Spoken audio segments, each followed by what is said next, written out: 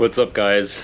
Quick update. So basically I didn't get to do too many videos in the last couple of days because it's been a bit hectic, but essentially just wanted to give you a quick insight on what we've done. We've managed to now properly isolate, cover and put the tiles on the basically the first third, a little more. We're nearly at half actually. What really took us a long time was this elevation of the roof, which we built in order to have a higher entrance door, since this loft should be a separate apartment at some point.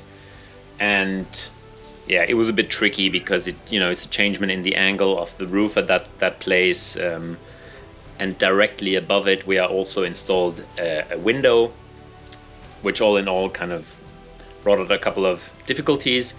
So I think what really went really well is that we managed to recuperate the zinc from the old gutters, and we utilized it for covering up the isolation on the side. So basically doing the junction between the tiles on the top and the tiles on the side. I know there are various ways of doing this, but essentially since the wind really comes from this direction, it wouldn't have been sufficient to just have an overlap of some kind. And wood, for instance, that would work, but we would have to change the wood at some time. So again, here one can buy the material new, but there's no real difference. The gutters, they are in great shape. It's really easy to flatten them out and recut them and utilize them. So, and save us definitely a lot of costs on that end. Right, so as you see, we also cut pretty much all the windows. So the walls have been opened in all directions. There's just one single window missing in the last far left corner from where I'm standing right now. And this corner is going to be a bit tricky as well, because besides the window, we also have to actually change the main beam. This was one of the main reasons. Also on the beginning already thought, okay, changing some things on the roof is quite urgent, because this one, there has been a leak for many years that it wasn't fixed in time, so it is actually really rotten. And luckily enough, this time I have enough wood.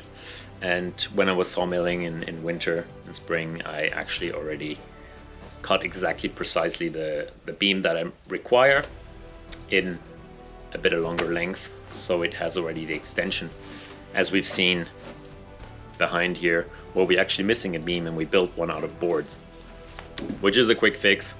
And I'm not recommending you doing this, but I'm very confident that it holds and it's super solid. I mean, we glued it, we screwed it, and it's done. All right, so now I have a couple of I've prepared.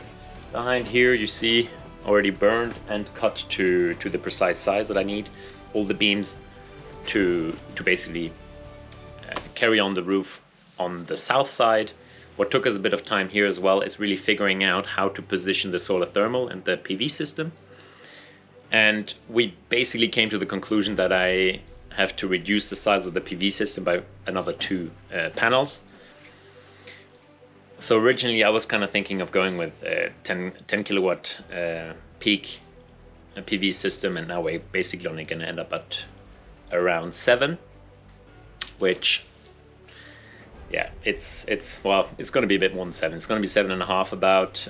So I have 14 550 watts panels left that I can put, and the reason being for reducing it is it would just become really dense, because I've obviously been calculating very precisely. I also on the beginning I figured the roof would be a bit bigger, and I wanted to do the extensions further, and what I didn't take into consideration was the fact that we have to orientate ourselves on the size of the tiles. We can't just say we're going to increase it by 50 centimeters without taking into considerations how many rows of tiles that would be. So lesson learned at that end for me. I mean, I'm not a professional guy on this area, so the size it has now implicates that if we would put more panels, I mean, we wouldn't actually fit the 8 square meters of solar thermal and all the panels because of the chimney. The chimney is basically in the way. However, the way we have it now, we also realize that obviously we need more space to go around, be able to install it from all sides, and we cannot go until right the border of the roof, obviously. So let's get it done.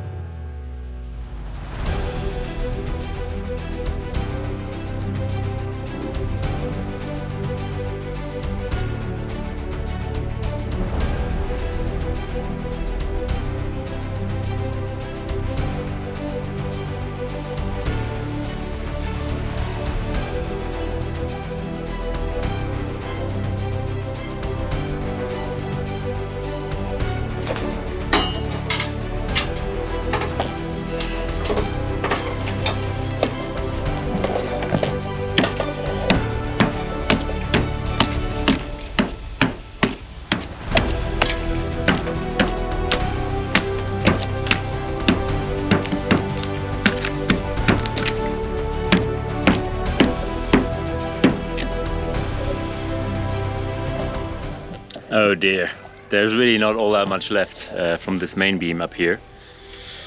And this is really a bad surprise because it essentially means that we are on the last third of the roof, and it will kind of mean that we have to rebuild this whole thing.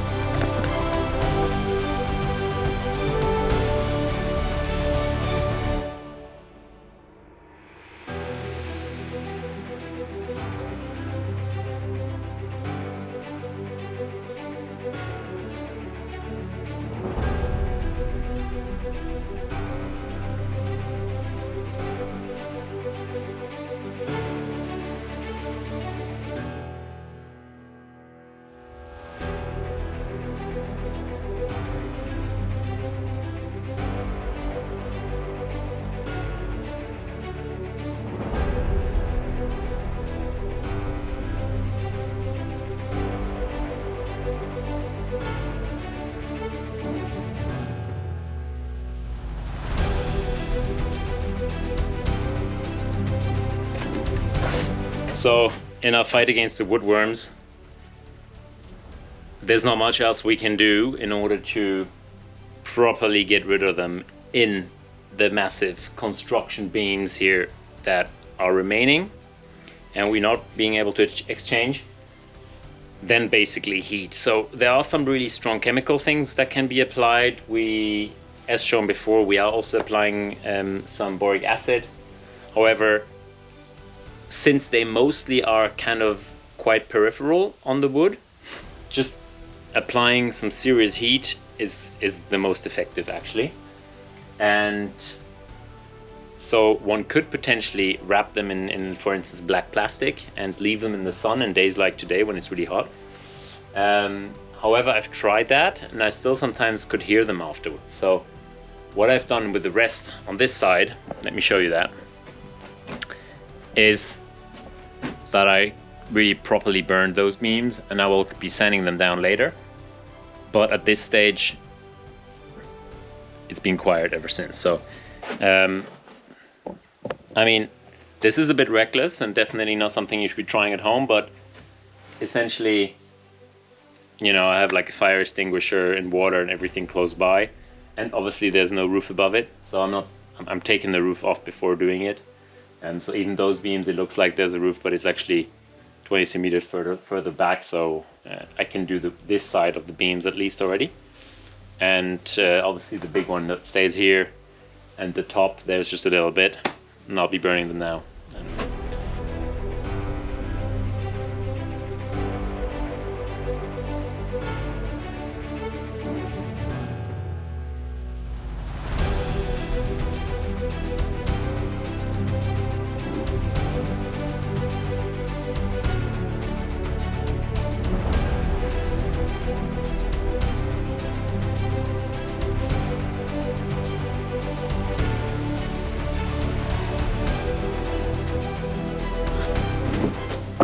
When dealing with oak, I mean, in theory, we don't have to be so worried about oak because it's a lot harder wood and most kind of woodworms do not attack it. However, they do attack, you know, the outer layer. They do not attack the core of the wood.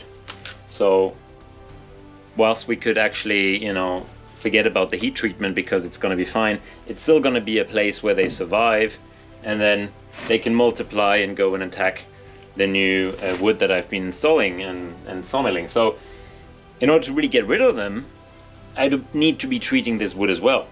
So this is why I'm doing this. However, what you want to be doing with the oak wood, but also with pine or whatever you have in there, is trying to get rid of the completely rotten, well, it's not rotten, but completely eaten up wood full of sawdust from the woodworms, because this actually isolates quite well. So I've been flaming this just now, and I can touch it in the inside, and it's cool. So this basically tells us that the woodworms in there, they wouldn't mind at all me flaming around here, because already at that depth there's nothing left. So really, let's make sure we go along, and you can really see here a clear difference between this where there's literally nothing left, no material. I can take it off, and underneath, that's the core wood of the oak, and it's untouched. Way too hard.